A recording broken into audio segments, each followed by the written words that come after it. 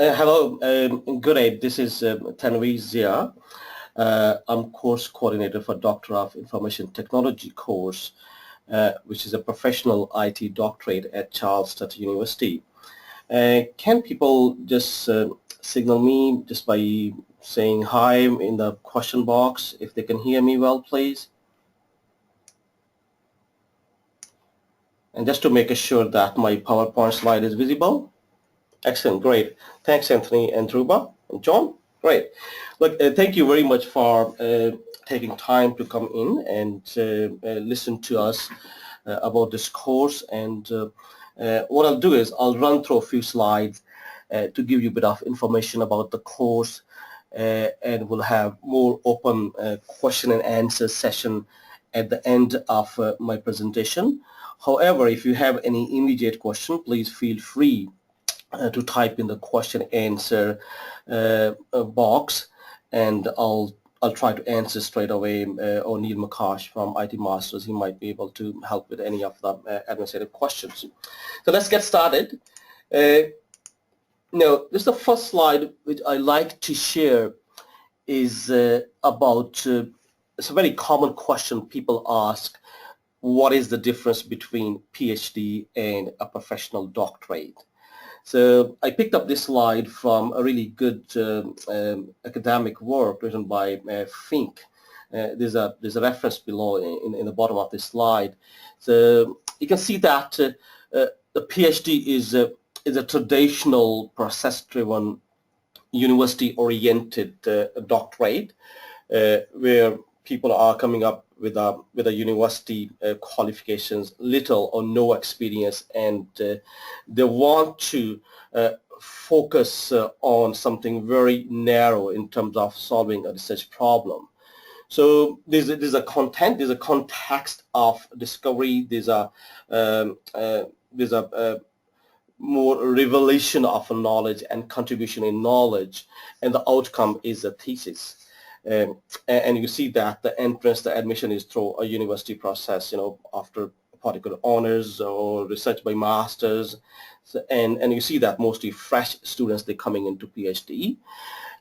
On the other side, professional doctorate is defined as very much tangible, outcome driven, flexible, where the students' knowledge is based on not just their academic qualification, but their professional experience. In fact, the research proposal or the thesis proposal is derived from the work experience students have actually faced, or the problem they have experienced or they are experiencing during their work or at their profession.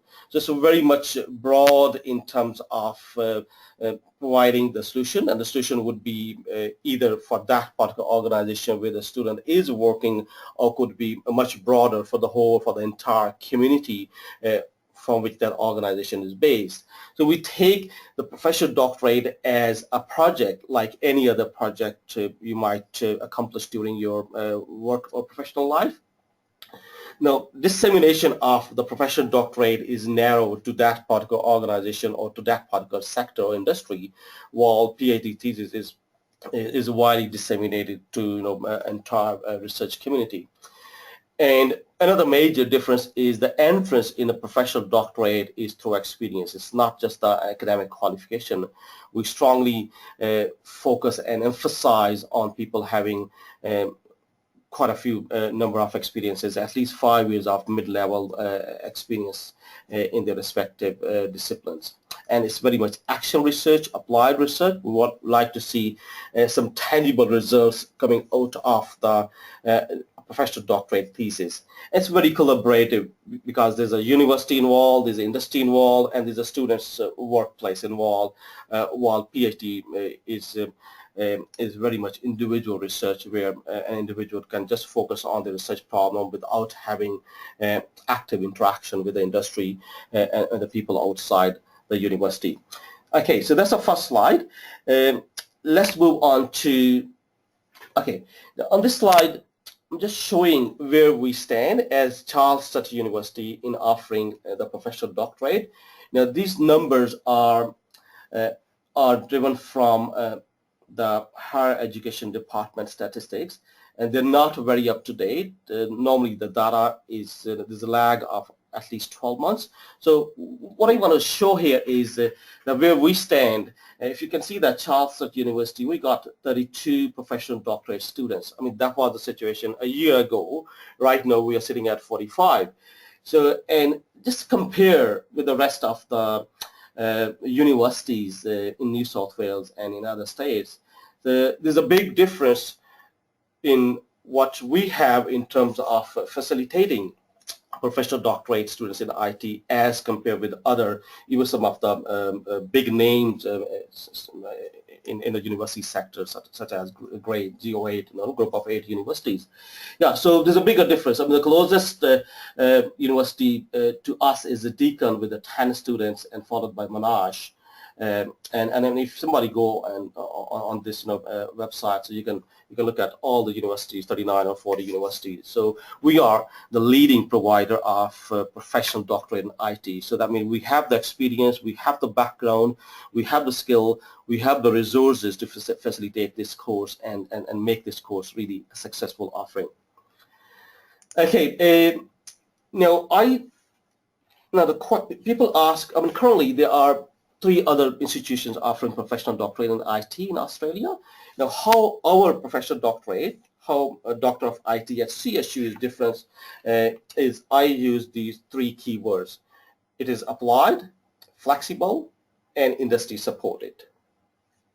When I say applied, I mean the focus of doctoral studies is developing an IT industry solutions which would be applicable in real life. We're not looking at simply writing papers or dissertation which become part of the libraries or bookshelves. We want real, tangible, application-driven, applied solution to real IT problems. And second term is a flexible, where we provide control to the student, that how do you want to drive your own doctorate, given the fact that students enrolled in this course are mature students with a stronger industry background, with good work experience. So we give you the flexibility. I'll show you in the next few slides that the course structure is developed in a way that you spend a couple of years doing the coursework subject. And if you want to pause from the doctorate study or want to take a break, or for any reason your circumstances change and you want to exit, so we have provided that flexibility of offering 2 interim qualifications. One is at 1/3 of the course, which is completion of the coursework, either taking a graduate certificate in computing research or master of computing research, in case if a student plans to leave or exit or even take a pause from the doctorate study. I mean, we understand that 4 to 6 years is a long duration for a doctorate, so things can change during this time. So we have provided that flexibility to the student. We also give a control to the student in developing their own research proposal. We also provide control to the student in choosing their own supervisor and mentor. The third key point here is industry supported. As I mentioned earlier, that we focus on action research rather than the basic or theoretical research.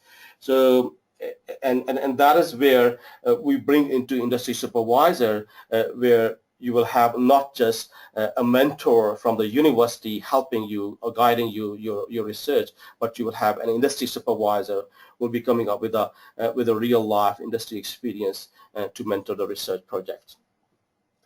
Okay, so applied, flexible, and industry supported.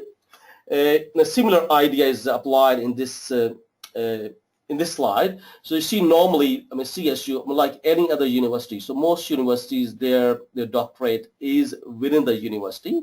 However, with these 3 intersection from the keywords which I have mentioned earlier, with the students' flexibility and control which the university has provided, and the industry support which your industry supervisor will provide, and the research problem which you will bring from your workplace, the profession. So we make up this really a triad of flexibility, industry supported, and applied research into this professional doctorate.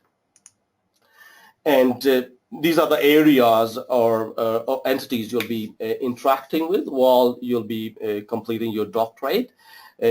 Obviously, you'll be closely in touch with your profession, with your workplace, and working on a real research area. You'll be in touch with the industry through industry supervisors as well as other industry bodies relevant to your organization and the work sector you are working in. You'll be having a group of supervisors, an academic from the university and an industry or external supervisor from the industry. You'll be working with our research office who will work closely to ensure your progression and completion of the doctorate. And the outcome would be number one, thesis, which is the only outcome in most of the PhDs or traditional research. We strongly encourage on publication during the process of your coursework as well as your thesis. And another stronger focus would be getting you produce intellectual property and patents, some real outcome of commercial value where you will have complete control, IP control yourself, or if your organization want to involve, so we can work together with your organization, with your employer, if they want to keep the IP rights with them, and the university would be very happy to facilitate those contractual arrangements. Okay, here's the course structure. We have 1, 2, 3, 4, ITC 7, 11, 12, 13, and 14. These are the coursework subjects, and they are double the point value than the normal CSU or normal university subjects. As you can see, that's 16 points. And when I was talking about the flexibility, I mentioned that if somebody wants to exit at the end of first year, they could just complete these 2 subjects and graduate with a grad certificate in computing research. Similarly, complete 2 more subjects and then graduate with a Master of Computing Research at the end of the second year. And if you like research, you can continue moving on to the thesis component of the course, which is actually the 2/3. So if you look at that, the 16 times 4, these are the 64 points of coursework study, like any other subject you might have done at the university. And then the thesis, the dissertation, is actually 128 points, which is a 2/3 of the course. And we have given option to enroll the thesis in full time to speed up your doctorate. Normal duration, is a part-time. This course is only offered online, but we have provided the flexibility. Say once you have gained the research skill and you really understood your research problem, your research question, you have the data, and you think that you can spend effort or workload equal to full-time, we can allow you to enroll the thesis full-time to accelerate your study and complete the whole doctorate within 4 years instead of 6 years. Okay, yeah, so this is how it looks like, another view of the same course structure where you have a grad cert component and a master component.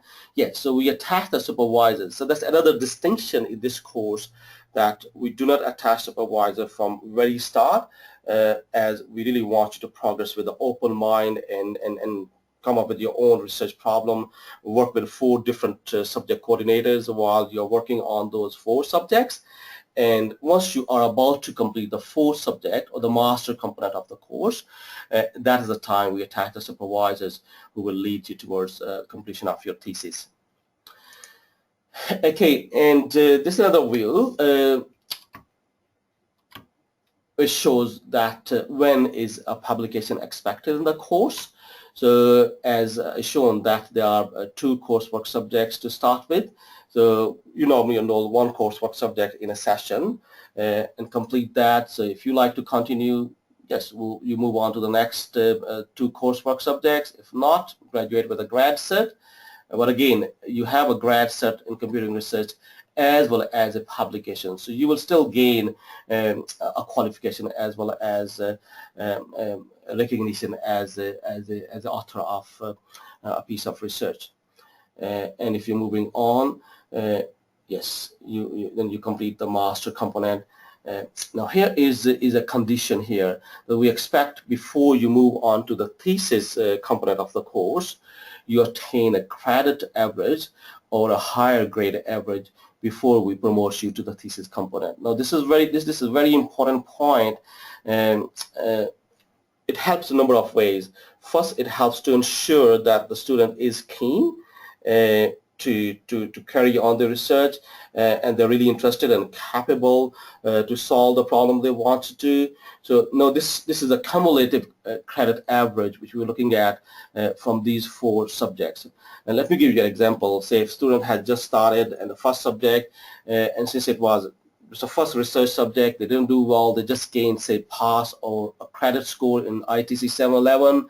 And when they move on to the next session in 712, they did really well, and they achieved a distinction grade from that. So the average will be still credit for these 2 subjects. Yes, so it works, both ways. Help us as well how the students are moving, at the same time to ensure that the people are really serious before they go on to the research component. So far, in the last 5 years, since we started this research course in 2012, we have to basically ask only 1 student to leave the course because they were not able to maintain the credit average. Otherwise, everybody, either they moved towards a thesis or they exited with a master qualification for any of their personal reasons. Okay, so once you complete the thesis components, 715 and 716, again, we expect publications here, we expect publications in here. So you can see that there are at least 3 publications embedded in the course structure. And once the thesis is ready, we get the thesis examined by 3 external examiners. So we identify the examiners, and once the examiner's reports are satisfactory, you get the award of Doctor of Information Technology.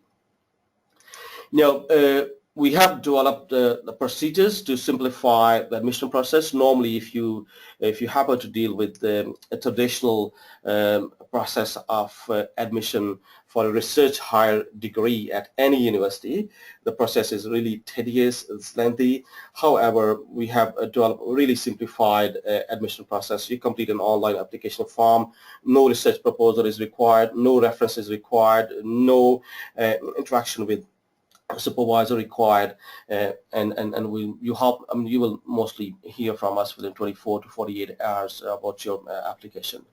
And we have processes defined to monitor the progression, and supervisor nomination process. We train the supervisors, and the processes to exit for early completion of courses such as grads, cert, and masters. You will see all these processes very easy to follow. Okay, now in terms of, often people ask, okay, what sort of research capabilities we have? We have these 4 research groups in the school, but we are not limited to these 4. So we have computational intelligence and robotics groups that normally deal with the networks, simulation and modeling groups. Cybersecurity, we have a very strong cybersecurity research group, and e-health like body sensor networks or telemedicine or security in relation to the electronic health. Yeah, so you can visit these links or simply go on to CSU website and type in their School of Computing and Mathematics. You can see the portfolio and profiles of the researchers who would be your potential supervisors once you'll be landing on the thesis component of the course.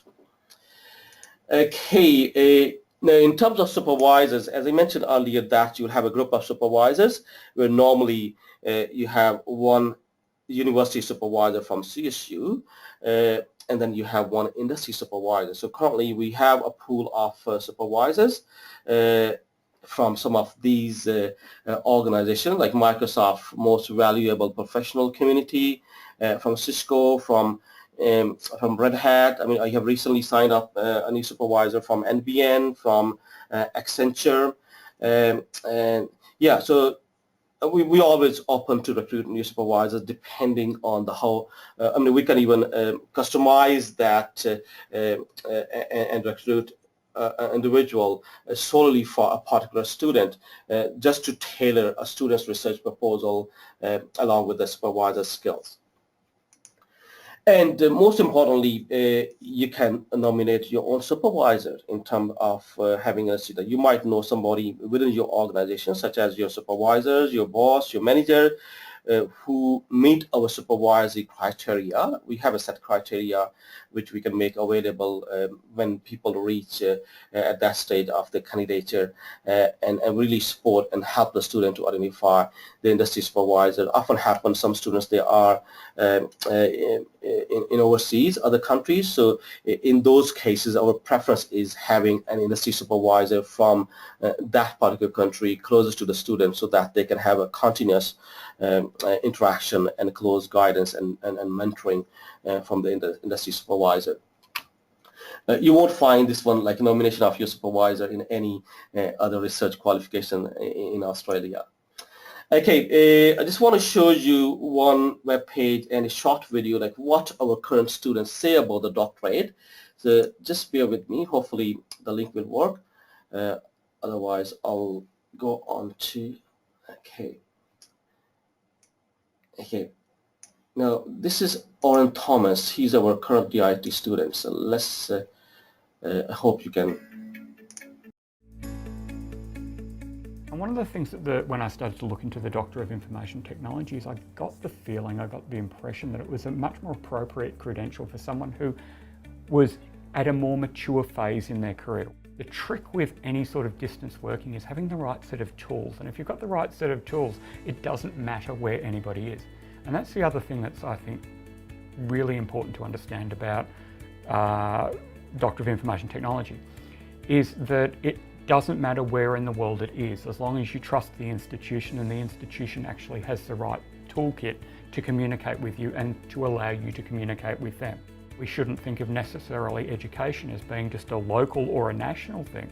In my class, there's other people from other countries around the world, and when I talk to colleagues in other countries, I've certainly talked to people at tech conferences. I was in Las Vegas a couple of weeks ago, and I was saying to someone there who had reached a certain stage in their career, I said, you know, maybe you should look into doing a Doctor of Information Technology at Charles Sturt like I am, because they've got a program that's appropriate, that can work around the way that people work today. And I think CSU is very much how can we reach students but provide them with an important and a meaningful and a quality set of tools through which they can develop themselves intellectually. Where CSU really has an advantage is almost a first mover advantage. CSU sort of sat there and went, how can we bring students from the cities to the country? But that's not the question. The question is, how can we just have students from anywhere? It's not about it being a regional university anymore. Distance doesn't matter. It doesn't matter if it's in Wagga Wagga or it's in Washington, because if it's teaching or if it's providing students with the set of tools that they need to learn and to not only get a well-recognised qualification, but to develop themselves intellectually, it doesn't matter where it is. We don't live in an age anymore where distance matters. By pursuing this course of study, I will gain another level of intellectual maturity that will assist me in the next 20 years of whatever I do. Okay, so that was Oren Thomas. Oren is actually, it's a coincidence that I'm actually his principal supervisor, and Oren has completed the 4 coursework subjects with a distinction average, and he is going to start his thesis. He has a really well-planned research problem in cloud security, and I'll be mentoring him towards his completion of the thesis. Okay, so that was all. Now this is the last slide where I have put up my contact details. As I said, I'm Tanvizia. So with me is Dr. Ken Ang. So he assists me with the coordination of the course. So you can contact any of us through email or phone. We're more than happy to help you if you have any future questions. However, I'll end my presentation here and leave this slide open in case people want to take note of the contact details. And if you have any questions, please type in the questions window here, and I'll be happy to provide you answer to your questions. Once again, thank you very much for sparing this half an hour to attend this information session, and feel free to put up any question you have right now or in future. Take note of my email address, that's tzia@csu.edu.au, or just call me on 0269332024. Okay, so I'll pause and wait if there are any questions coming in the question window here.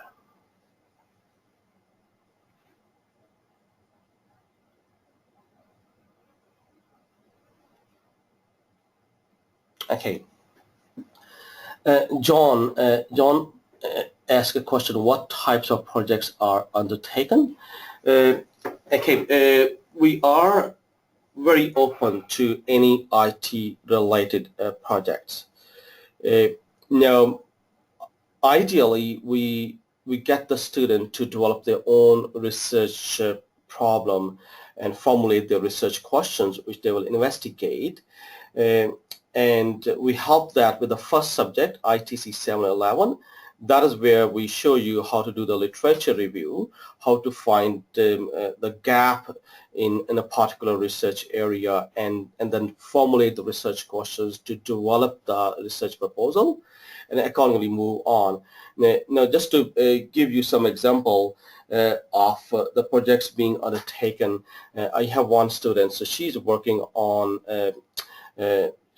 given her background and her work experience in a health department, so she's working on assessing the My Health record, which is a government initiative to deploy My Health system in Victoria. So she's investigating the usability of that, how the GPs, the doctors, they perceive that new system, and how the patients, they perceive that system.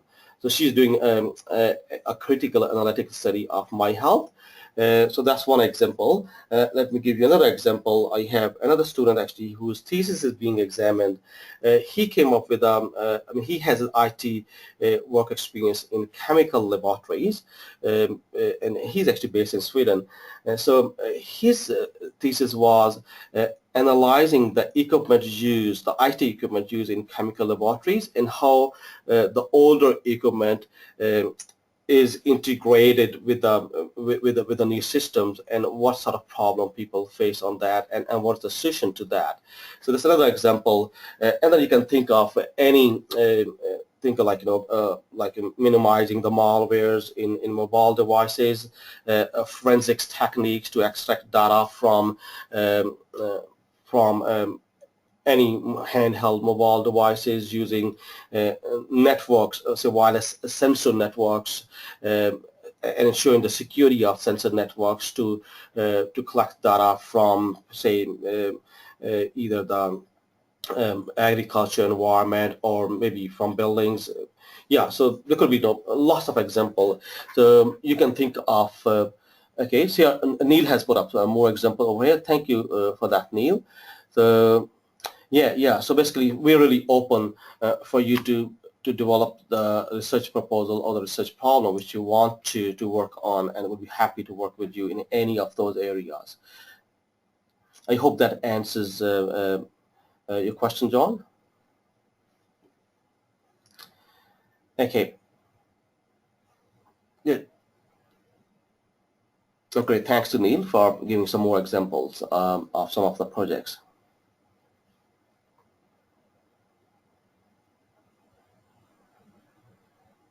Okay, any other questions?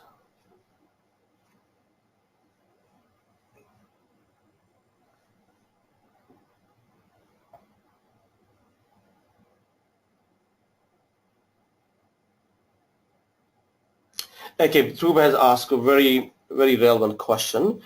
Okay, the admission criteria is fairly simple. We expect people to have a master's qualification in IT or a related discipline, or an honors class 1 or 2. So that's the qualification requirement. And second requirement is at least 5 years of work experience from mid to senior level in an organization in an IT-related work area. So these are the two primary requirements.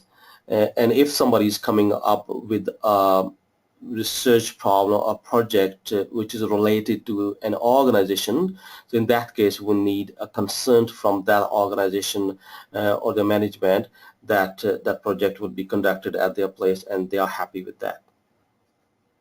So two core requirements, and one if somebody is using an organization, or if the project is based around a particular organization. So we need to know whether the organization is willing to participate in that research project. I hope that answers your question, Dhruba.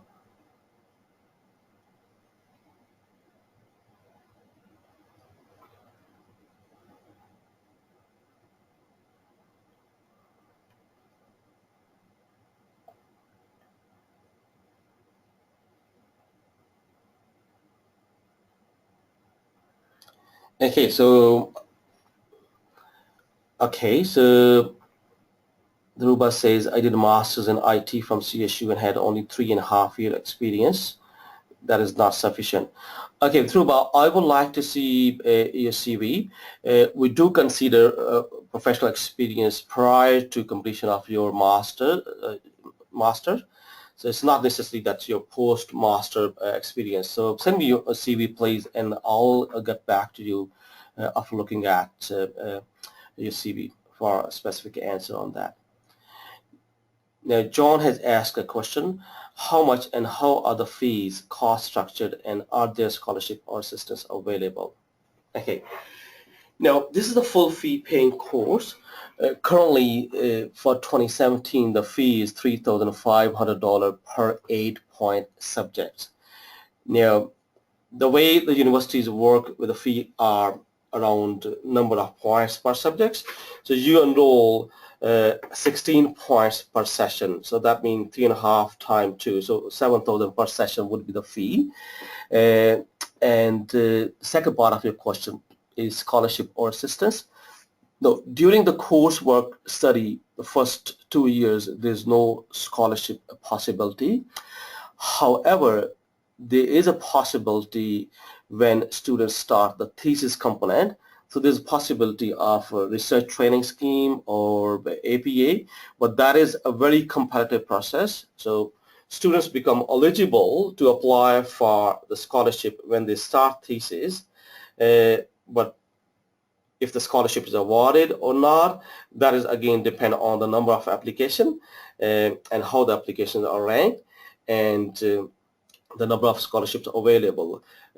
As you can understand that universities strongly work, they're dependent to the government funding, and the funding model are changed every year, considering several factors: completion of the doctorates and the research output, the publication from the university, the research impact. So there are several dynamic features which change on a yearly basis, and then the funding accordingly changes, and accordingly number of scholarship changes. So we cannot commit to our students that definitely how many scholarships we'll have and how many students will be able to get. But just to sum up, the answer is you'll be eligible to apply for scholarship when you will start the research component of the thesis.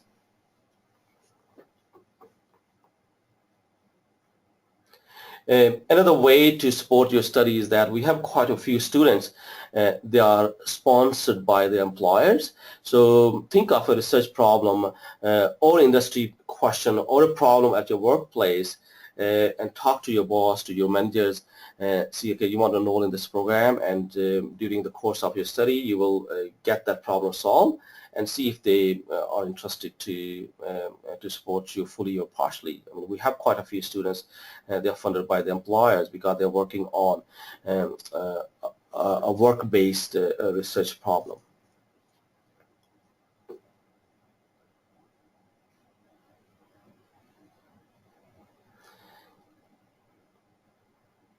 So we'll wait a minute or two if there are any more questions, people typing.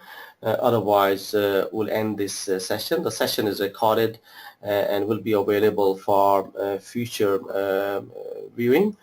So in case, if people want to go back and see the information session, or feel free to drop an email or call me on the phone number displayed on the screen.